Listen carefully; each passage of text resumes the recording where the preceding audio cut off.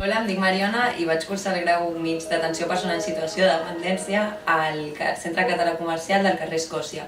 La meva experiència va ser molt bona, em va agradar molt. A part de tots els conceptes que vaig aprendre, m'agrada molt aquest centre perquè es fan moltes activitats dinàmiques i les classes no es fan pesades. Actualment estic fent el grau superior d'integració social i sobre el grau mig vaig fer les pràctiques a un centre de dies de gent gran.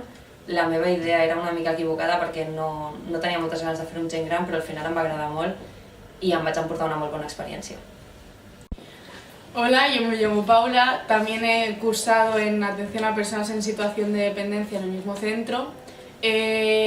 A mí mi experiencia ha sido muy positiva, ya que al adquirir conocimientos se ha hecho de varias maneras.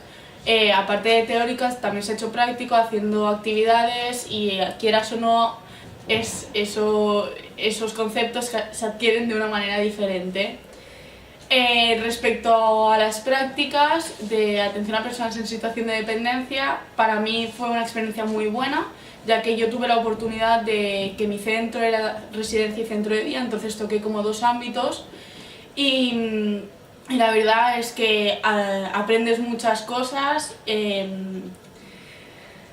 Las prácticas van muy bien. Sí. O sea, en las prácticas aprendes muchísimo más que en las clases teóricas porque por mucho que te expliquen hasta que no las haces. Y también yo creo que en este centro se hace un muy buen seguimiento de las prácticas siempre si estás bien, si estás a gusto. Sí, te dan el apoyo que necesitas en cada momento. Yo actualmente estoy haciendo integración social y en el mismo colegio y bueno, por ahora estamos contentas. Sí. Pero estamos en el primer año.